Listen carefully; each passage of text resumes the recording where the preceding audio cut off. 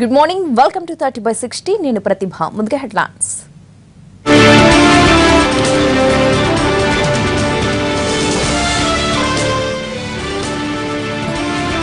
ప్రత్యేక సెషన్లో చర్చ రచ్చ. వైసీపీ అల్టిమేటంతో ప్రభుత్వం అప్రమత్తం. హైదరాబాద్ లో డబుల్ బెడ్రూమ్ ఇళ్లకు శ్రీకారం. సనత్ నగర్ లో కేటీఆర్ చేతుల మీదుగా శంకుస్థాపన. ఏటీఎంలపై వానాక్రై వైరస్ ఎఫెక్ట్. క్యాష్ కష్టాలు మరిన్ని రోజులు కొనసాగే ఛాన్స్. నేడు రేపు వడగాల్పులు, ఒక మోస్తరు వర్షాలు. తెలంగాణకు వాతావరణ శాఖ హెచ్చరిక. అటు ట్రంప్ ఎఫెక్ట్, ఇటు బలపడుతున్న రూపీ. ఐటీ కంపెనీల గుండెల్లో గుబులు. జీఎస్టీ బిల్లు ఆమోదం కోసం ఈ రోజు ప్రత్యేకంగా సమావేశమవుతోంది ఏపీ అసెంబ్లీ. ఈ పాటికే బిల్లును ఆమోదించాల్సి ఉండగా సీఎం అమెరికా పర్యటనకు వెళ్లడంతో ఆలస్యమైంది. జీఎస్టీ అమలు సమయం కూడా దగ్గర పడుతూ ఉండడంతో బిల్లును ఆమోదించడానికి సిద్దమైంది ప్రభుత్వం. ఇప్పటికే ఏపీ కేబినెట్ దీనికి గ్రీన్ సిగ్నల్ ఇచ్చింది. జీఎస్టీ బిల్లుకు సంబంధించి ఎమ్మెల్యేలకు, ఎమ్మెల్సీలకు అసెంబ్లీ అవగాహన సదస్సు కూడా నిర్వహించింది. ఉదయం 9 గంటలకు జరిగే బీఏసీ సమావేశంలో అసెంబ్లీ ఎజెండాను ఫైనల్ చేస్తారు. 9:45 అసెంబ్లీ సమావేశాలు మొదలవుతాయి. ఆ శాసనమండలి 10:15 మొదలవుతుంది. ఉభయ సభలు జీఎస్టీ బిల్లుపై చర్చించి ఆమోదాన్ని తెలుపుతాయి.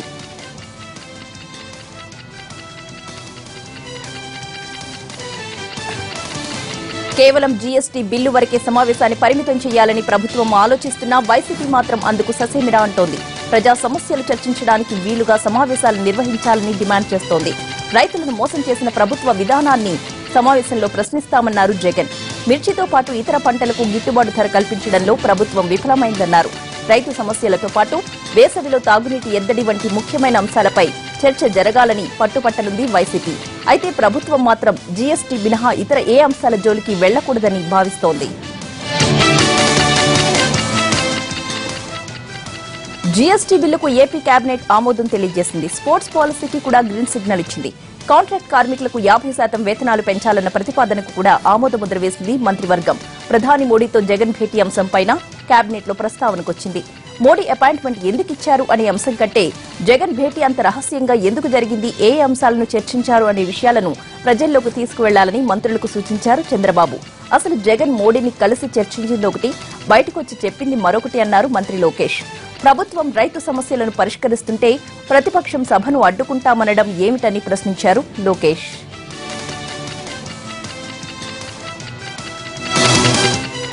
అసెంబ్లీ ముగిసిన తరువాత టీడీపీ ఎమ్మెల్యేలు, ఎమ్మెల్సీలతో సమావేశమవుతారు ముఖ్యమంత్రి చంద్రబాబు. ఈ సమావేశంలో సంక్షేమ పథకాల అమలు, గ్రామాల్లో తాగునీటి సమస్య సహా పలు అంశాలపై చర్చిస్తారు. తెలంగాణలో ఈ రోజు రేపు ఎండలు మండిపోతాయని, వడగాల్పులు వీస్తాయని హెచ్చరిస్తోంది హైదరాబాద్ వాతావరణ శాఖ. అనేక చోట్ల 42 డిగ్రీలకు మించి ఉష్ణోగ్రతలు నమోదవుతాయని స్పష్టం చేసింది. మరోవైపు అక్కడక్కడ ఉరుములు మెరుపులతో కూడిన మోస్తరు వర్షాలు కురిసే అవకాశం ఉన్నట్లుగా కూడా చెప్పారు అధికారులు.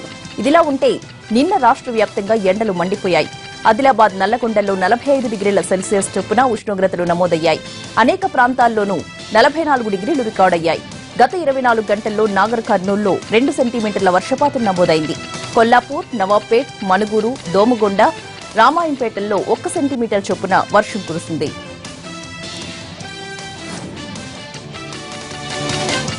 పెట్రోల్, డీజిల్ ధరలను తగ్గిస్తూ చమురు సంస్థలు నిర్ణయం తీసుకున్నాయి. లీటర్ పెట్రోల్ పై ₹2.16, డీజిల్ పై ₹2.10 తగ్గించారు. అర్ధరాత్రి నుంచి తగ్గిన పెట్రోల్ ధరలు అమల్లోకొచ్చాయి. అంతర్జాతీయంగా ముడి చమురు ధరలు తగ్గడంతో పెట్రోలియం కంపెనీలు ఈ నిర్ణయాన్ని తీసుకున్నాయి.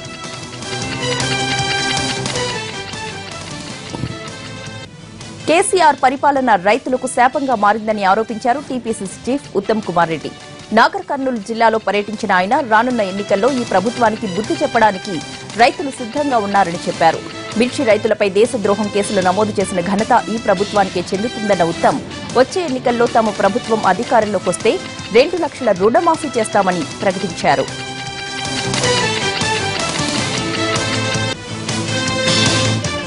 నల్లగొండ జిల్లాలో బత్తాయి మార్కెట్ ఏర్పాటుకు ఎట్టకేలకు ప్రభుత్వం గ్రీన్ సిగ్నల్ ఇచ్చింది. గత ఎన్నికల్లో టీఆర్ఎస్ పార్టీ నల్లగొండ జిల్లాలో బత్తాయి మార్కెట్ ఏర్పాటు చేస్తామని హామీ ఇచ్చింది.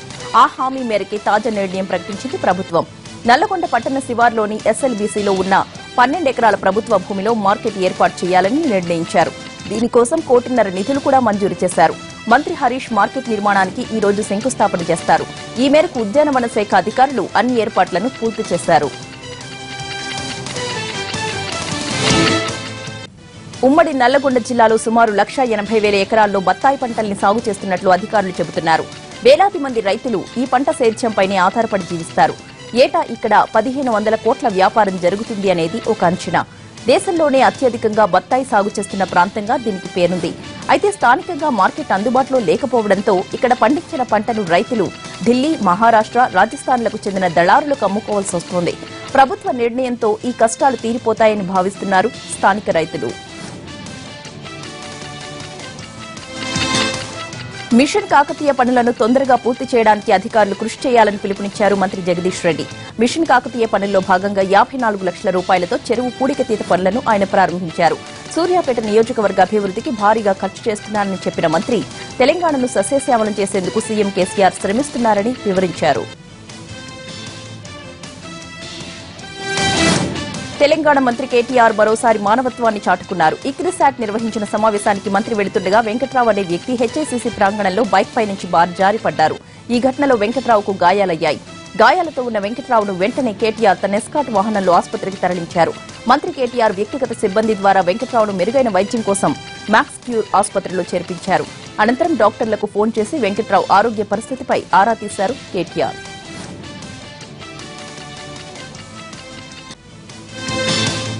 జనసేన మరో అడుగు ముందుకేసింది. పార్టీ సేవాదళ్ను ఆవిర్భవించింది. సేవాదళ్ కేంద్ర కమిటీ ఆవిర్భావ తొలితమ సమావేశంలో పాల్గొన్న పవన్ ప్రజాసేవ కోసమే సేవాదళ్ ఏర్పాటు చేశామన్నారు.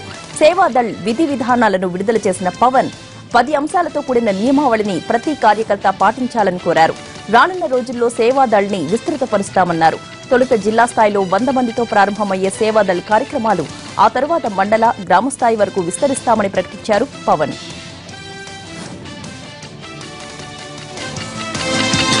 నిర్మల్ ప్రజల రైల్వే లైన్ కళ త్వరలోనే నెరవేరుతుందని చెప్పారు మంత్రి ఇంద్రకరణ్ రెడ్డి. నిర్మల్ జిల్లా కేంద్రంలో మంచిర్యాల చౌరస్తా నుండి కొండాపూర్ వరకు 4 లైన్ల రోడ్డు పనులను మంత్రి ప్రారంభించారు.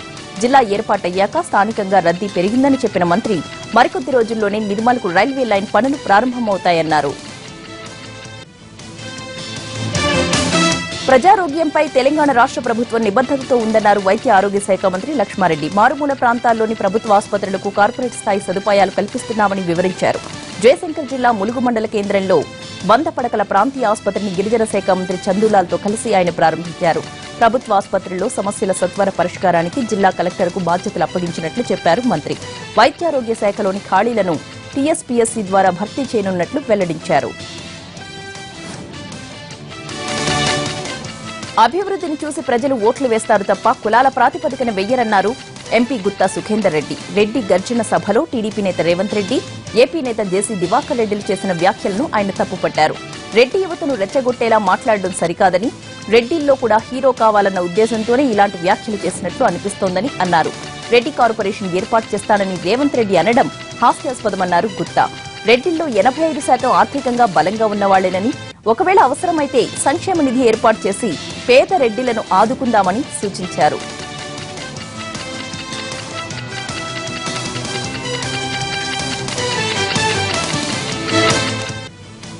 బ్రేక్ తీసుకుందాం. Stay tuned. Back to news. తిరుపతిలో గంగమ్మ జాతర వైభవంగా సాగుతోంది. తెల్లవారుజామున 2 గంటల నుంచి భక్తులు స్వామివారికి పొంగళ్లు పెట్టి మొక్కులు తీర్చుకుంటున్నారు. భారీ ఎత్తున భక్తులు జాతరకు తరలివచ్చారు. ఇప్పటి వరకు అమ్మవారిని 35,000 మందికి పైగా భక్తులు దర్శించుకున్నారు. భక్తులకు ఎలాంటి ఇబ్బంది కలగకుండా ఆలయ అధికారులు, పోలీసులు సమన్వయంతో పనిచేస్తున్నారు. వారం రోజుల పాటు జరిగిన జాతర రేపు చెంపనరుకుడు కార్యక్రమంతో ముగియనుంది.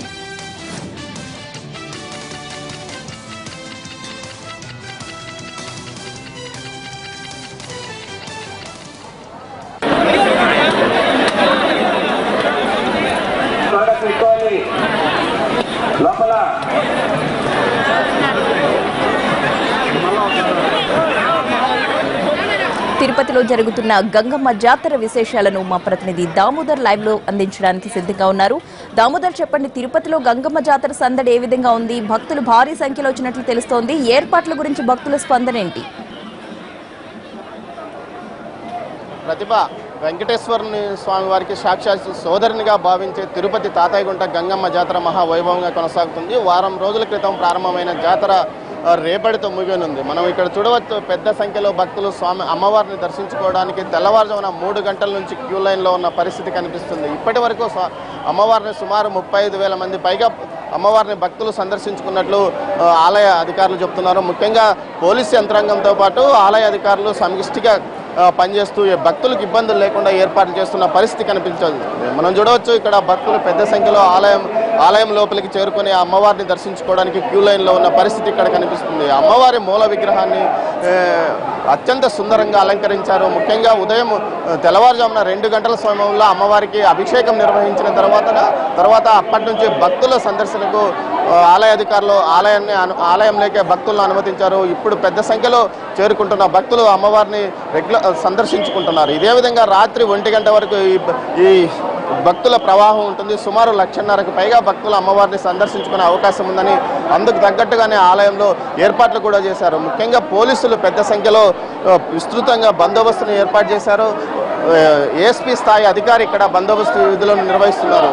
మొత్తం మీద సుమారు 15 మంది ఎస్ఐలతో పాటు 10 మంది సిఐలు, అదేవిధంగా 100 మందికి పైగా కానిస్టేబుల్ ఇక్కడ విధుల నిర్వహణలో ఉన్నారు. మరోవైపు ఈ ఏరియా మొత్తం వాహనాలను అనుమతించకుండా నేరుగా భక్తులను నడిచి వచ్చే భక్తులు మాత్రమే అనుమతిస్తున్న పరిస్థితి కూడా కనిపిస్తుంది. దీంతోపాటు అమ్మవారి ఆలయం ముంగట పొంగళ్లను పెట్టి ఆ పొంగళ్లను నైవేద్యంగా తీసుకొని వచ్చి భక్తులు వస్తున్నారు. ఇక్కడ చూడవచ్చు భక్తులు లోపలికి వస్తున్న దృశ్యాలను, పొంగళ్లను నెత్తి మీద తీసుకొని వస్తున్న దృశ్యాలను చూడవచ్చు. అదేవిధంగా చప్రాలతో కూడా భక్తులు వచ్చారు.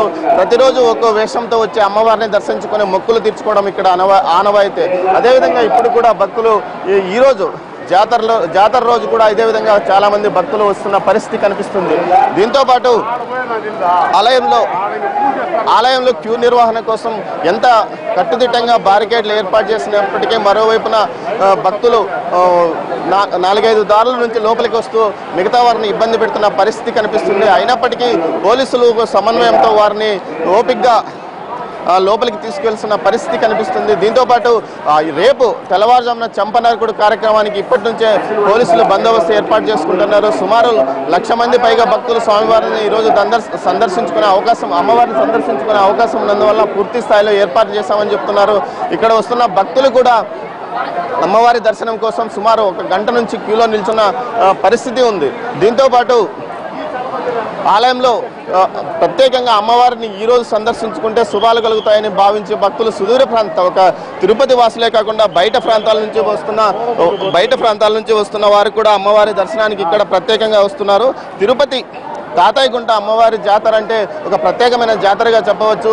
దీంతోపాటు భక్తులు కూడా పెద్ద సంఖ్యలో ఇక్కడికి వచ్చి, చెప్పండి మీరు ఎన్ని గంటలకు వచ్చారు అమ్మవారి దర్శనం సంతృప్తికరంగా? నేను అర్ధ గంట వచ్చాను, లైన్లో తిరిగేసి వచ్చాను. బాగా ఉంది.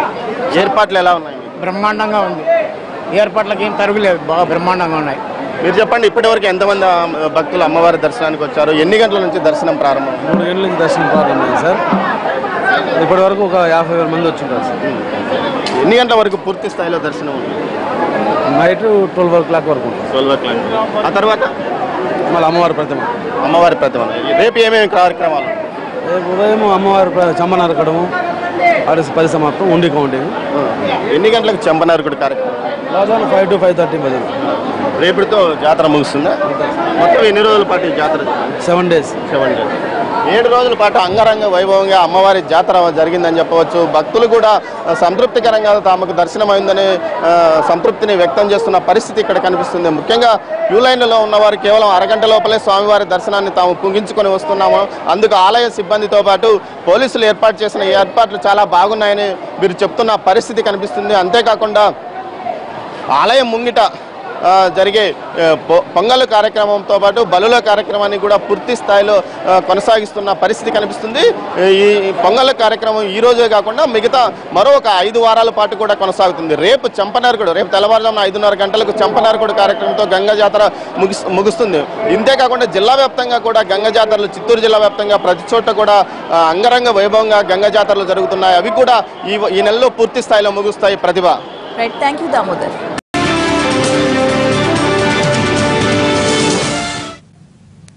బట్ న్యూస్ వైఫల్యాలను నిలదీసిన వారిపై ప్రభుత్వం నిరంకుశంగా వ్యవహరిస్తోందని ఆరోపించారు టీడీపీ ఎమ్మెల్యే సండ్ర వెంకట వీరయ్య.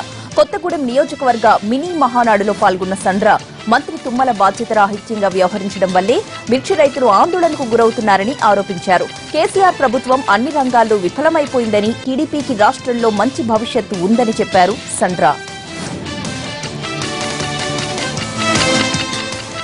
కళ్యాణ లక్ష్మి, షాదీ ముబారక్ పథకాల కింద ఇచ్చే మొత్తాన్ని పెంచింది తెలంగాణ ప్రభుత్వం. కళ్యాణ లక్ష్మి, షాదీ ముబారక్ పథకాల కింద ఇచ్చే ఆర్థిక సాయం 51,000 నుంచి 75,116 రూపాయలకు పెంచుతూ ప్రభుత్వం ఉత్తర్వులు జారీ చేసింది. ఈ ఏడాది ఏప్రిల్ నుంచి పెరిగిన మొత్తం వర్తించబోతోంది.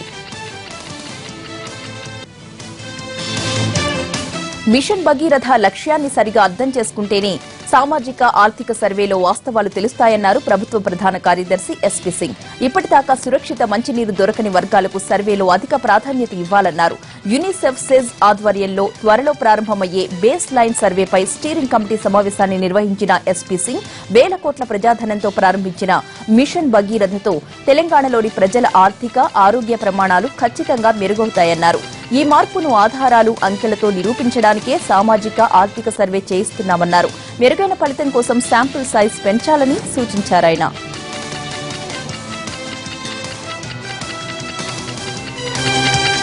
వరంగల్ జిల్లా కేంద్రంలోని సెయింట్ పీర్స్ స్కూల్ సెంటర్లో ఈ నెల 7న జరిగిన నీట్ పరీక్ష ప్రశ్నాపత్రాల తారుమారు ఘటన కొలిక్కి వచ్చింది. సిబ్బంది నిర్వాకంతో 144 మంది విద్యార్థులకు వారి వారి మాధ్యమాల్లో అందించాల్సిన ప్రశ్నాపత్రాలు తారుమారయ్యాయి. జరిగిన ఘటనను ఢిల్లీలోని నీట్ ఎగ్జామ్ కంట్రోలర్ దృష్టికి తీసుకువెళ్లారు అధికారులు. దాంతో బాధిత విద్యార్థులకు ఈ నెల 17న నీట్ ఎగ్జామ్ తిరిగి నిర్వహించాల్సిందిగా ఆదేశాలు జారీ అయ్యాయి.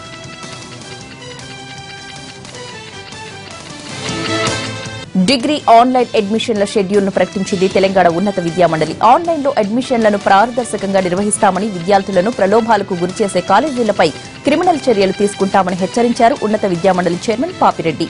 5 యూనివర్సిటీల్లో ఫీజులు పెరిగాయని, పెరిగిన ఫీజులకు ఫీజు రీయింబర్స్మెంట్ కూడా వర్తించదన్నారాయన. విద్యార్థుల డౌట్స్ తీర్చేందుకు హెల్ప్ లైన్ సెంటర్స్ ఏర్పాటు చేస్తామన్నారు పాపిరెడ్డి.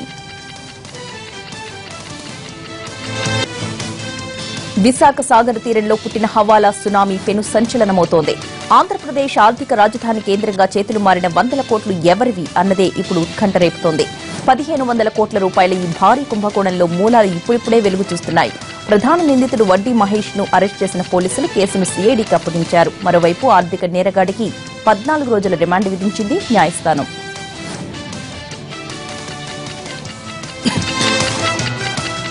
కేసు నమోదు చేసిన 24 గంటల్లోనే 1,500 కోట్ల రూపాయల హవాలా రాకెట్లో ప్రధాన నిందితుడైన మహేష్ కాకీల చేతికి చిక్కాడు. పలు కోణాల్లో విచారించిన అనంతరం తాను కేవలం పాత్రధారిని కాని సూత్రధారిని కానంటూ విచారణలో తెలిపాడు.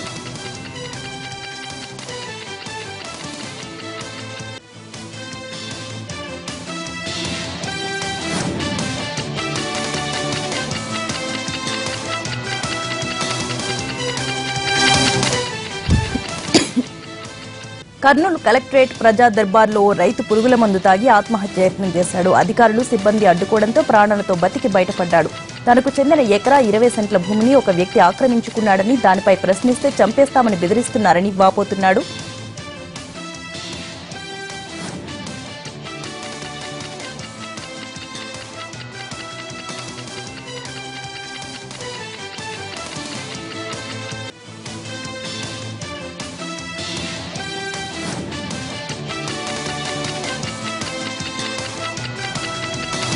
అంబేద్కర్ ఆడిటోరియం నిర్మాణంలో జరుగుతున్న జాప్యానికి నిరసనగా ఒక యువకుడు ఒంగోలు కలెక్టర్ కార్యాలయంలో నిర్వహించిన గ్రీవెన్స్ సెల్లో ఆత్మహత్యకు యత్నించాడు.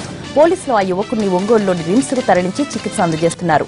టంగుటూరు మండలం అలకూరు పొడడు గ్రామానికి చెందిన వంశీ వివేక్ దళిత ఉద్యమాల్లో చురుకైన పాత్ర పోషిస్తున్నాడు. ఒంగోలు పట్టణంలో అంబేద్కర్ ఆడిటోరియం నిర్మాణానికి నిధులు మంజూరైనా స్థానిక ప్రజాప్రతినిధి వల్ల నిర్మాణం జాప్యం జరుగుతోందన్న ఆవేదనతో ఎలుకల మందు తిని ఆత్మహత్యా యత్నానికి పాల్పడుతున్నట్లు ఆయన వద్ద ఒక లేఖ లభించింది. పోలీసులు కేసు నమోదు చేసుకుని దర్యాప్తు చేస్తున్నారు.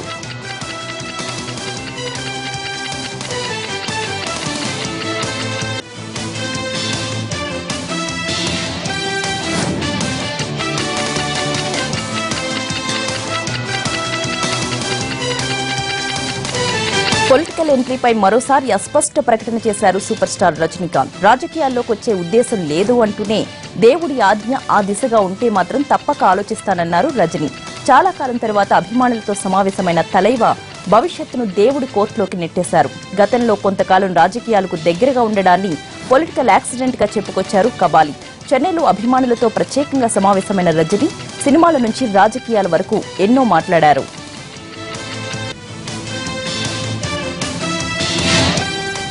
దేవుడు నిర్ణయిస్తే తాను రాజకీయాల్లోకి వస్తానన్న రజనీకాంత్ కమెంట్పై తీవ్రంగా స్పందించారు బీజేపీ నేత సుబ్రహ్మణ్య స్వామి. రజనీ కమెంట్లో ఓ పొలిటికల్ జోక్ అన్నారాయన. రజనీకాంత్ కు స్పష్టమైన ఆలోచన విధానం. ఊటీ నుంచి మైసూరుకు వెళ్లే మార్గంలో ఒక గజరాజు వాహనదారులను గజగజలాడించింది. కుడలూరు దోరపల్లి మార్గం మధ్యలోకి వచ్చిన ఏనుగుతో అరగంట పాటు ట్రాఫిక్ నిలిచిపోయింది. గజరాజు అలా ఉగ్రరూపంతో హైవేపైకి రావడంతో వాహనదారులు బిక్కుబిక్కుమంటూ కదలకుండా ఉండిపోయారు. గంట తర్వాత గజరాజు హైవేపై నుంచి అడవుల్లోకి వెళ్లడంతో ఊపిరి పీల్చుకున్నారు వాహనదారులు.